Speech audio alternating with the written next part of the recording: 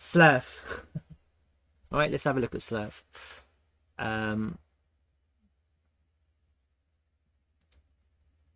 So what's happening to SLERF? Well,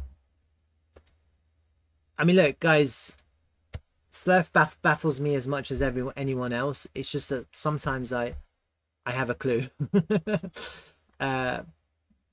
You know, I'm not 100% right. I'm not right all the time. Okay.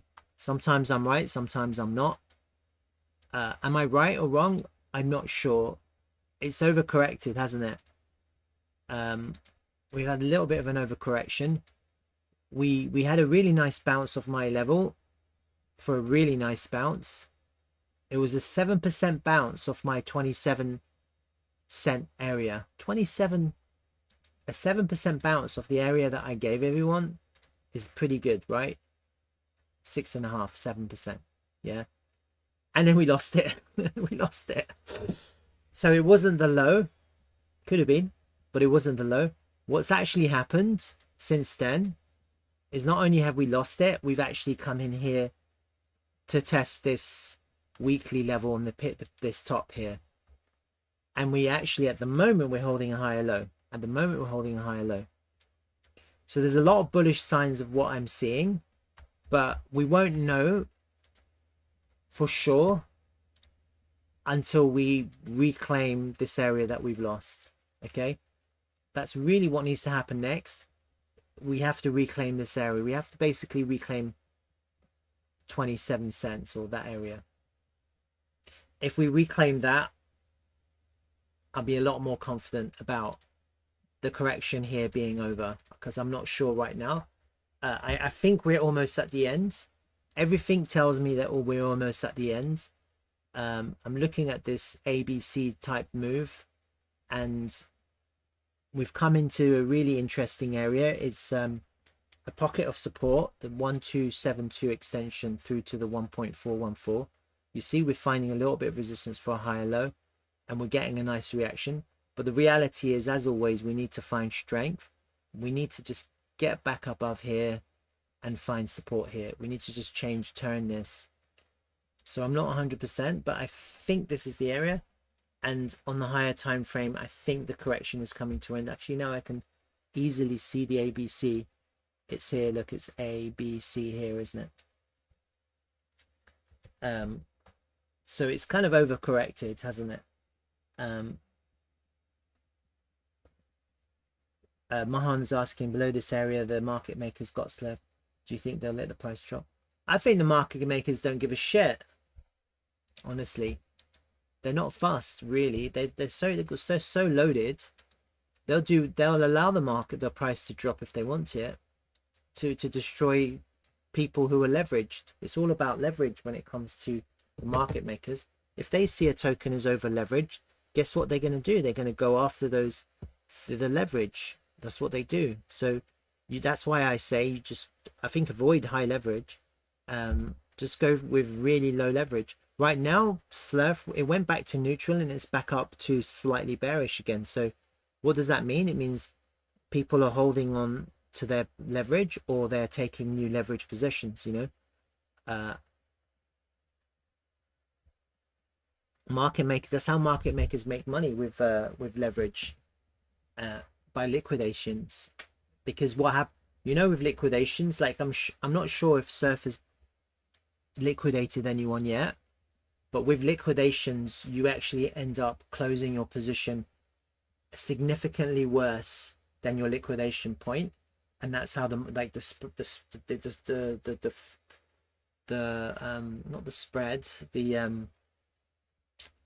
spread, it's not really spread called spread, is it? The whatever it's called, it's much wider.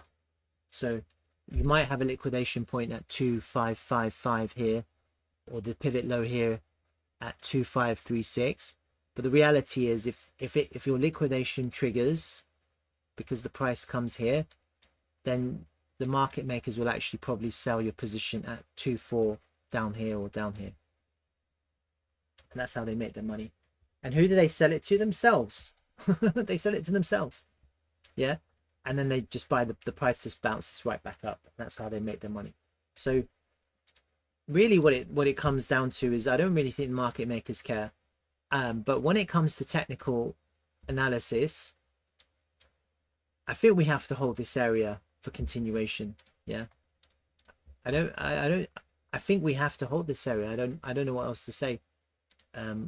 If we don't hold this area, then we have to reanalyze. It's just always the same.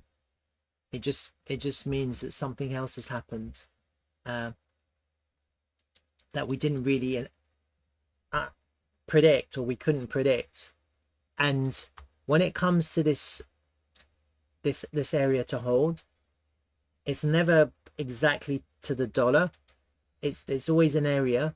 So if for some reason we come down here right to the neck here, and as long as we don't have a daily close underneath the neck, that would be really crazy, because a lot of people will be destroyed because they might have their invalidation down there. That's at 23 cents. As long as we don't daily close underneath that neck, then I'm okay with this still. When it comes to Elliott waves in crypto, I just don't want to close that. For me, that would be okay, coming down to there. I just don't want to close because sometimes the wicks overlap because of the illiquid nature of crypto at certain times and at certain points. Yeah. And so going back to my waves, and remember that a lot of this is just extremely speculative. It's one point of view, it's my point of view, and I could be wrong. Okay. I still think we're looking for a 5, and I'm just wondering whether this was the one now, or whether this was a corrective move and we had the 5 there. I think maybe that was the wave 3 to there. I thought maybe this was the 5. It doesn't really matter. So what I was explaining in my stream yesterday, and I'm definitely going to cut my stream short today because I need to cut this video for people to read, to watch, because no one's going to watch a 4-hour live stream to find out about SLERF. So I do have to cut these videos for people. So basically I've been trying to map this correction. I called out 27 yesterday and we had a really nice bounce, but it wasn't enough, right? And so what I was explaining yesterday in my stream was this. Let me just bring it back up so you can see. Right. So we have this impulsive move. Hold on, where is it?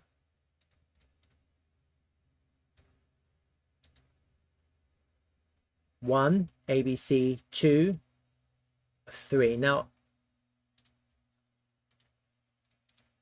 I was initially thinking maybe that was the 4, and we were looking for a nice juicy 5, and that might have been the wave 1, 2, 3, 4, 5, like we're really bigger 5. Okay, now looking back at it, I was obviously over ambitious with SLERF's upward prospect, and so I've kind of reevaluated my count. It's possible that that was the 5 in itself. I don't like it because it's just one up, and I like to see 5 waves. So I'm also contemplating maybe that was the 5 there to complete the 3, and now we're coming back for the 4. Does that mean this is the 5? I still don't like it as a 5 to complete this, and I think if we start losing this area, then you would have to argue that that was the 5. Okay, you have no choice, and then that this whole one ends up there.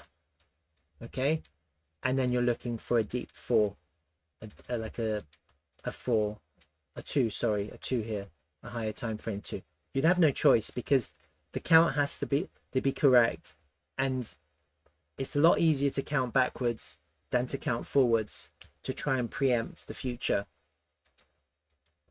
And you have to see what happens. So if we start going down now and start losing this area and kind of not holding the top of this one, then it means that was the 5, and that was the end of the 1, and now we're in a zigzag. Okay, and it's clearly a zigzag. It would be like this: zig, zag. It'd be something like that. We're coming right back down to here. Okay, so you're looking for a deep ABC. Okay, that would be your 2 correction. However, it is possible that we're still in the 4 and we have a 5 to come. And this one move, this single impulsive move, which was the Binance Exchange futures listing, was just the midpoint of our corrective move, isn't it? And the caveat for that would be that this area holds a support, because technically you can't come underneath the 1. The 4 can't come underneath the 1 there, right? So if we're holding here as support now, we just can't go down, we just can't go down, we just can't go down, we just can't go down. And then we impulse. That was the top of the 1. And then this is your A, B, C, wherever, but it has to hold here then. Yeah. And then we are actually looking for a final 5. Yeah, 1, 2, 3, 4, 5. I want to see 5 waves. I don't like these moves, these single wave moves. Okay, but I fully appreciate that if we start going down now for reasons that I can't explain, then actually that was the end. Okay, that last wave was the end, and we're in a corrective move now. That would really require Bitcoin to show serious weakness now. If Bitcoin we start to lose 91k now, we're going down. And then actually that you'd have to evaluate this as well. That was the 4, that was the 5, that was, and now we're in a 2, okay, of this higher time frame. If Bitcoin holds this area and it goes right back up, well, guess what? We're still in the 1. We're still in the 1. This was an ABC corrective, and we are actually looking for